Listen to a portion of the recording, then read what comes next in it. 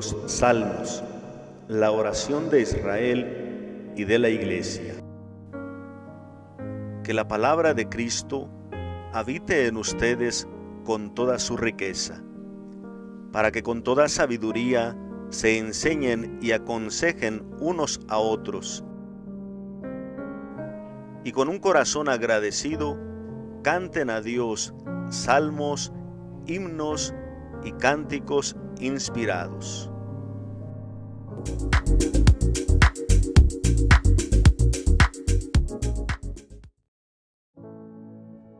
Salmo 56. Piedad de mí, oh Dios, que me pisotea un hombre, me ataca y oprime todo el día. Mis enemigos me pisotean todo el día, son muchos los que me atacan desde arriba. Cuando temo, confío en ti, en Dios cuya palabra alabo, en Dios confío y no temo. ¿Qué podrá hacerme un mortal? Todo el día tergiversan mis palabras, sus planes contra mí son malignos. Acechan, se esconden, rastrean mis huellas, como salteadores ávidos de mi vida. Líbrame de su iniquidad, oh Dios, derriba con ira a los pueblos. Anota mis andanzas, recoge mis lágrimas en tu odre, mis fatigas en tu libro. Si cuando te invoque retroceden y se retiran mis enemigos, proclamaré: Dios está de mi parte. En Dios cuya palabra alabo, en el Señor cuya palabra alabo, en Dios confío y no temo. ¿Qué podrá hacerme un mortal? En verdad, cumpliré mis votos, Dios Altísimo, dándote gracias. Has librado mi vida de la muerte, alejando mis pies de la caída, para que camine ante Dios hacia la luz de la vida. Gloria al Padre y al Hijo y al Espíritu Santo, como era en el principio, ahora y siempre, por los siglos de los siglos. Amén. Composición del Salmo. En cuanto al género, el Salmo 56 tiene todos los elementos de un género de súplica, un salmo de súplica. Hay esos verbos en imperativo, o sea, las peticiones, las súplicas propiamente. Se da la descripción de lo que hacen los enemigos, el peligro que experimenta o los sufrimientos que experimenta el orante. Se expresa la confianza. También hay la promesa de alabanza o de acción de gracias o el cumplimiento de los votos, de las promesas que se le hacen al Señor. Todos estos son elementos normales en un salmo de súplica, en un salmo de petición. Sin embargo, el aspecto de la confianza se resalta mucho más. Hay de alguna manera como un género propio de salmos de confianza, donde esta parte del confiar, del poner la vida en manos del Señor, tiene como un aspecto grande o fuerte en el salmo. Entonces, este Salmo 56 tiene todas las características y los elementos de un salmo de súplica, pero resaltando especialmente este elemento de la confianza, o haciendo énfasis en un salmo de confianza. Así que podremos tranquilamente ubicar este salmo en cualquiera de los géneros, ya sea en un salmo de súplica o un salmo también de confianza. ¿Cómo podemos estructurar el salmo? Primero, los versos 2 al 5 presentan la súplica propiamente, la expresión de la necesidad que tiene el orante. Los versos 6 al 8 serían como una parte complementaria, donde él de alguna manera está describiendo los sufrimientos que pasa por los enemigos, concluyendo con esa petición de destrucción. Y luego, los versos 9 al 12, Dios cuida sus pasos. Propiamente ese elemento de la confianza que tiene el orante en Dios, que Él cuida sus pasos. Luego, los versos 13 y 14 son como una parte conclusiva, donde ya se presentan las promesas al Señor, la decisión de que Él cumplirá sus promesas, sus votos al Señor. Comentario al Salmo, versos 2 al 5. Piedad de mí, oh Dios, que me pisotea un hombre, me ataca y oprime todo el día. Cuando aquí se hace la referencia a un hombre, está tratando de decir que se refiere a un mortal. Esta parte será muy fuerte en el Salmo, porque precisamente le dará como esa confianza al orante. No hay por qué temer, pues los enemigos o el enemigo son hombres, son mortales. Entonces me pisotea un mortal. Se trata de un hombre, alguien que no puede compararse con Dios. Pero me ataca y me oprime todo el día. También quiere decir que el sufrimiento o este acoso del enemigo, los enemigos, es constante. Todo el día significa que prácticamente no hay descanso.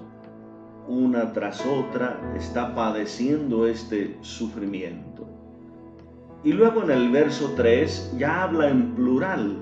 Mis enemigos me pisotean todo el día, son muchos los que me atacan desde arriba.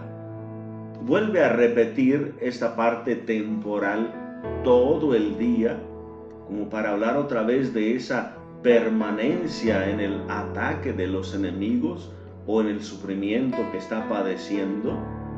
Cuando aquí el salmista habla de muchos, quizá en aquella parte donde habla de un hombre, no está especificando propiamente que se trata de una sola persona, sino ese elemento de humanidad o de mortalidad. Y aquí pues ya especifica que los enemigos son muchos. Aquellos que le atacan, aquellos que le oprimen, son muchos. Pero igual a todos, en todos caería esa categoría de mortal. Sea uno, sean muchos, son mortales. Pero aquí hay algo interesante también, dice, los que me atacan desde arriba. O sea, desde arriba, pues quiere decir que es desde el poder o desde una ventaja, como que tienen una ventaja contra él. Los de arriba se refiere a los poderosos, a los grandes, o a aquellos que utilizan sus ventajas o el poder para oprimir a los pequeños. Entonces hay esta parte aquí que de alguna manera el orante está expresando. Son muchos los que me atacan desde arriba, o sea, los que me atacan desde estas posturas de ventaja contra mí. Cuando temo, dice, confío en ti, en Dios cuya palabra alabo, en Dios confío y no temo. ¿Qué podrá hacerme un mortal? Mientras temo, o sea, se refiere aquí, cuando me llega el temor, entonces pongo mi confianza en Dios. Parecería como un tipo de contradicción. Mientras temo, confío. O sea, no se trata de una contradicción. Se trata más bien de que en el momento que llega el temor, entonces viene la confianza. Por ejemplo, si nosotros vemos en Isaías 12:2, dice, confiaré y no temeré. O sea, como que la confianza y el temor no son compatibles. Si yo confío, entonces ya no temo. Y si yo temo, como que no hay confianza. Entonces dice Isaías, confiaré y no temeré. Pero aquí el salmista dice, cuando temo, confío. O sea, no se refiere ahí a que se junten los dos elementos, sino que en el tiempo o en el momento o en la circunstancia que me invade el temor, entonces es cuando yo hago ese esfuerzo de confiar en Dios o hago ese acto de confianza de esperar en Dios. No hay incompatibilidad. Muchas veces, aunque uno tiene la confianza en Dios, pues siempre está como esa experiencia o esa sensación de temor. Pero el temor no lleva a la desesperación. Entonces, aunque experimentemos el temor, cuando nosotros no tenemos confianza, ese temor nos lleva a la desesperación. Pero cuando hay confianza, entonces ese temor es llevadero. ¿Por qué? Porque esperamos en Dios. Entonces, lo que está diciendo aquí el orante es esto, que en los momentos o en las circunstancias en que a él le viene el temor, entonces él hace este acto de confianza, de ponerse en manos de Dios. En Dios, cuya palabra yo alabo. O sea, él bendice, alaba la palabra. ¿Cuál palabra? La palabra de la promesa, que siempre estaré con ustedes, ha dicho Dios. Yo estaré contigo, yo te defenderé, yo te cuidaré. Una palabra de protección. Entonces, se refiere a la promesa de protección. Por eso, confío en esa palabra que me protege, o en Dios que me ha dicho que estará siempre conmigo. Y luego viene esta pregunta retórica en este verso 5. Si yo confío en Dios, entonces, ¿qué podrá hacerme el mortal? Bien, ¿podría haber razón de temor? Sí, porque son muchos los que me acosan, son muchos problemas, son muchas dificultades, es una cosa y es otra. Podría haber razón de temer, de angustiarse o de lo que fuera. Y además de que estas personas utilizan su ventaja de poder sobre el orante. Pero también hay razón de confiar. ¿Por qué? Porque esos enemigos son mortales, son hombres, no son Dios. El único poderoso es Dios. El único dueño de la vida, dueño de todo, que puede salvar es Dios. Vean esta palabra tan interesante. Sí hay razón para temer, pero también hay una razón mucho más fuerte para confiar. Por eso este verso 5 termina con esa pregunta retórica que se repetirá nuevamente. Es decir, es como el sentido de la confianza. En el inicio del Salmo me ataca un hombre, un mortal, y luego aquí, ¿por qué he de temer si ellos son mortales? ¿Por qué temer a un mortal? Versos 6 al 8. Me acosan sin descanso, destrúyelos. O sea, aquí está refiriéndose un poco a todo lo que están haciendo contra él. Vean el verso 6. Todo el día tergiversan mis palabras. sus planes contra mí son malignos. Tergiversan mis palabras, desfiguran mis palabras, significa tuercen, malinterpretan, cambian. No se especifica qué palabras ha dicho el orante.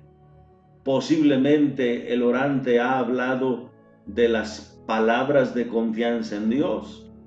Probablemente el orante ha dicho: yo confío en Dios, Dios me protegerá. O quizá el orante haya dicho: yo soy inocente, no es verdad lo que ustedes me están acusando. Pero ellos malinterpretan o tuercen o tergiversan esas palabras, o también aprovechan para hacer burla de él con sus propias palabras. Entonces dice, malinterpretan, manipulan, cambian mis palabras, me acechan, me persiguen, calumniadores, ¿ya? Sus planes contra mí son malignos, o sea, están acechando. Verso 7, acechan, se esconden, rastrean mis huellas como salteadores ávidos de mi vida. O sea, ya con esa ansia de acabar con el orante, esta parte de acechar, de perseguir, de ir calculando, vigilando los pasos. En el Salmo, por ejemplo, 10:8, leemos: su boca está llena de engaños y fraudes, en su lengua encubren maldad y opresión. O sea, todo lo que está padeciendo el orante, el salmista. Y aquí ellos, los enemigos, están como al acecho solamente para agarrarlo quizá en alguna movida, para aprovechar cualquier ocasión, o sea, y escondidos, como en el Salmo 11 también, aquellos enemigos que se esconden y a la sombra lanzan sus flechas contra el inocente. Entonces también aquí están como agazapados, escondidos, pero vigilando para tratar de agarrar al orante. Dice, vigilan, rastrean mis huellas. La palabra que aparece ahí es el talón. Es decir, están cuidando mi talón. O sea, como que van a las espaldas para ver dónde pisa. O sea, probablemente al hablar aquí del talón se refiera a las huellas, las pisadas, como para agarrarlo en una movida, para agarrarlo en un mal paso. Entonces se refiere, están acechando, vigilando mi talón para tratar de atrapar.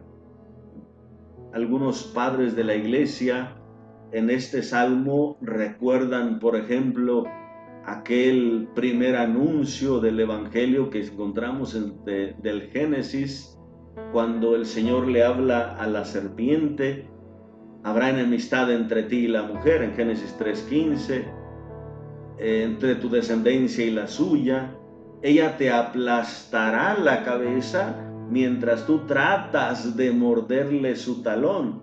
O sea, como que tú tratas de dañar sus pasos, tratas de estar vigilante a ver si le muerdes el talón, la parte frágil, o lo agarras en una movida, como que el demonio está acechando. Pues también aquí como que hay una referencia a estos enemigos. Se comportan como el demonio que quiere agarrar el talón, que quiere agarrar al orante en una pisada. Es decir, pero también puede referirse a las huellas, a la conducta, a los pasos. Entonces quieren agarrarlo en una movida. Pero la situación aquí es que este orante le dice al Señor: pues estoy padeciendo este acecho constante de los enemigos, que solamente están vigilándome para que yo en cualquier paso ahí caiga o me agarren, me devoren. vigilando mis pisadas. Y en el verso 8 ya propiamente le hace esa petición: líbrame de su iniquidad. Oh Dios, derriba con ira a los pueblos. Quién sabe si aquí ya los pueblos está haciendo una referencia a los enemigos extranjeros, como que ya hay una alusión a que son los extraños que de alguna manera se comportan como enemigos a los pueblos, o también destruye a mis enemigos como destruyes a los pueblos que también han sido enemigos del pueblo de Israel, del pueblo del Señor. Entonces, aquí le pide, destrúyelos con ira. Es decir, no se refiere al sentimiento que nosotros conocemos como el enojo o la ira. Destrúyelos con ira significa tu justicia que está pronta para castigar el pecado. Es decir, la ira del Señor muchas veces se refiere a esto, a la pronta justicia para castigar el pecado, para castigar la agresión.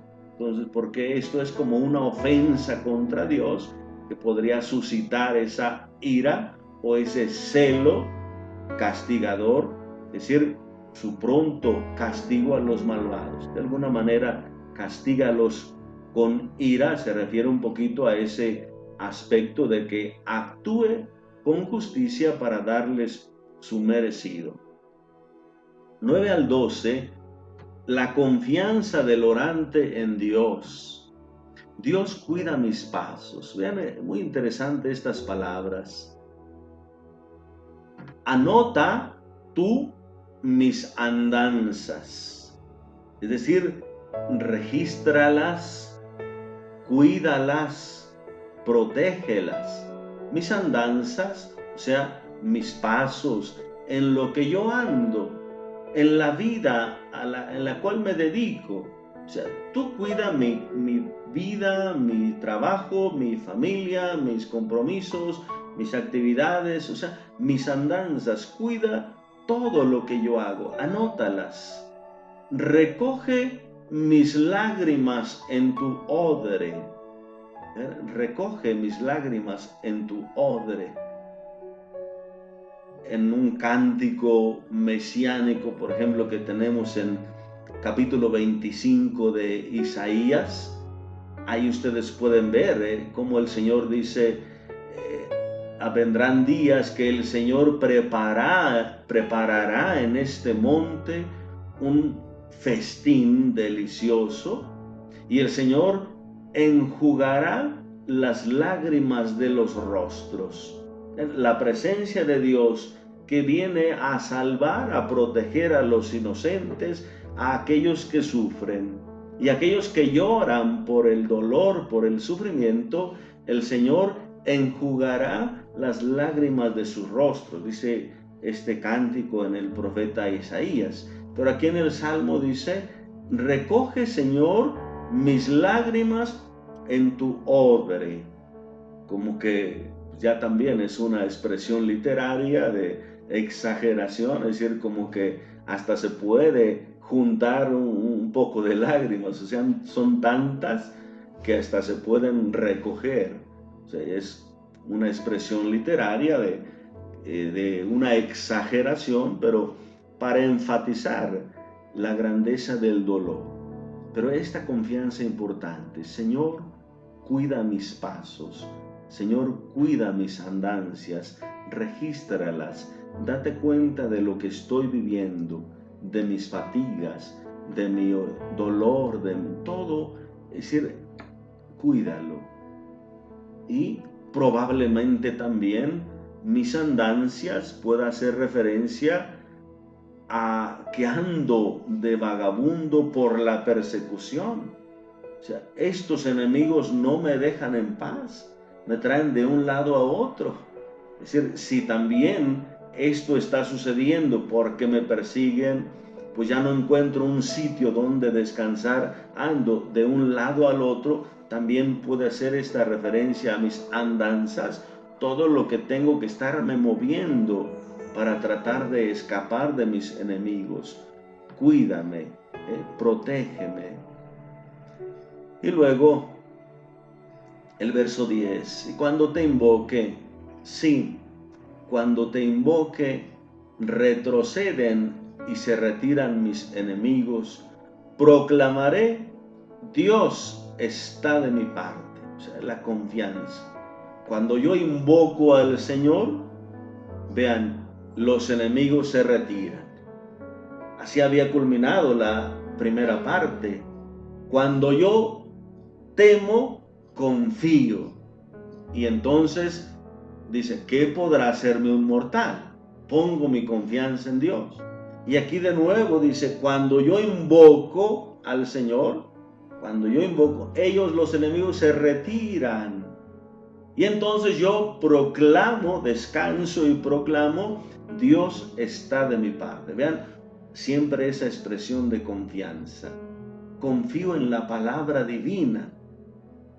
Dice aquí en el verso 11, en Dios confío, porque Dios está de mi parte, en Él confío, cuya palabra yo alabo. Otra vez la palabra. En el Señor, cuya palabra alabo. ¿Ven? Siempre esa palabra de promesa, de protección. En Dios confío y no temo. ¿Qué podrá hacerme un mortal? Otra vez esa misma expresión con la que concluye esa primera parte. Yo alabo al Señor, recurro al Señor, confío en Él y entonces no temo. ¿Por qué? Porque ellos son mortales, porque ellos son hombres y entonces no hay por qué temer. Versos 13 y 14 son los versos conclusivos ya del Salmo. En verdad cumpliré mis votos, Dios Altísimo, dándote gracias. Has librado mi vida de la muerte, alejando mis pies de la caída, para que camine ante Dios hacia la luz de la vida. Es la promesa. Normalmente en un salmo de súplica está siempre la promesa de alabar al Señor, de cumplir las promesas que le ha hecho. A veces se resalta la parte de la asamblea, cumpliré al Señor mis votos en medio de la asamblea o en el templo. Aquí está también, cumpliré mis votos al Altísimo, pero votos de acción de gracias. Ya se siente de alguna manera como una liberación o una protección experimentada, ya vivida, entonces dándole gracias por la protección, dándole gracias por la salvación, dándole gracias por el cuidado. ¿Cuál es la obra que ha realizado Dios? El verso 14 dice, has librado mi vida de la muerte. Es decir, aquellos que me estaban acechando para devorarme, para acabar mi vida, Dios ha alejado mis pasos de la caída o del empujón, dice ahí literalmente. Has librado mis pasos del empujón. ¿Por qué? Aquellos que vienen detrás de mí, queriendo aprovechar cualquier oportunidad para agarrarme del talón o para agarrarme en una pisada, están detrás y si ven cualquier peligro, pues me dan el empujón, o sea, para hacerme caer, para hacerme morir. Entonces dice aquí ya, me has librado de la muerte, has alejado mis pies del empujón o de la caída. Ellos estaban acechando mis pies, mi talón, mis pasos, y el Señor me ha protegido, ha alejado mis pasos de la caída. Ellos estaban para devorarme, estaban acechando para que en cuanto yo cayera, ahora sí, dejarse ir, pero el Señor me ha librado mis pies, alejado mis pies de la caída. ¿Para qué? Para que yo camine ante Dios hacia la luz de la vida. Vean, esto es importante. La liberación de Dios también tiene una finalidad. para que mi conducta esté conforme a su palabra, para que mi conducta esté conforme a sus leyes. Caminar se refiere propiamente a la expresión de la vida, a la conducta de la vida. Entonces, caminar en presencia de Dios. Podemos meditar Salmo 36:10. Tu luz, Señor, nos hace ver la luz, para que camine ante el Señor hacia la luz de la vida. La palabra de Dios nos da la luz y nos hace ver la luz. El Señor nos cuida de una mala conducta, de un mal paso, para que nuestros pasos sean conforme a su voluntad. Entonces el Señor me rescata, me libera, pero para que yo camine ante Él, camine en su presencia, camine conforme a su conducta. Pues queridos hermanos, este salmo es muy interesante, salmo de súplica, salmo de petición de liberación, pero también con una insistencia en este elemento de la confianza. ¿Cómo podemos nosotros orar con este salmo? Pues también podemos recordar esos aspectos que dice el salmista. Alguien podría decir, yo tengo muchas razones para sufrir, para tener angustia o preocupación. ¿Por qué? Porque tengo un problema, porque tengo otro, porque no salen las cosas, porque tengo enemigos, porque hay gente que habla mal de mí, porque, no sé, podría haber tantas razones. Y el salmista lo dice, hay razón, los peligros son muchos, las dificultades son muchas, pero hay que recordar también al orante. La razón para no temer también es grande. O para que ese temor y ese sufrimiento no angustien tu vida al extremo de desesperarte, de querer huir, de querer escapar, de querer dejar todo. No, confía en Dios. Los problemas son problemas de la vida. Si se trata de personas, son mortales, son humanos, son hombres como yo. O sea, ¿por qué temerle a alguien como yo? Si tiene poder, si tiene tanto, dará cuentas a Dios también. No hay que temer al que pueda matar el cuerpo, dice el Señor Jesús. En Mateo 10:28. Hay que temer a lo que pueda apartarnos de Dios. Entonces hay razón también para confiar.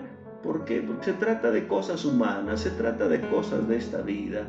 Se trata de cosas que no me van a distanciar de Dios. Entonces, una confianza infinita en Dios. No se trata entonces, queridos hermanos, de que como ya confío, entonces no debo de sentir ningún dolor, ninguna preocupación, ninguna dificultad. No se trata de eso.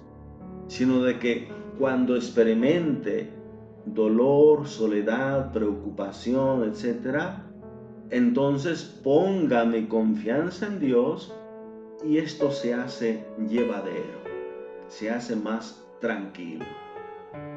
Hay razón de confiar en Dios, porque Dios cuida nuestros pasos. Dios conoce nuestras andanzas. Dios sabe dónde andamos. Dios nos protege.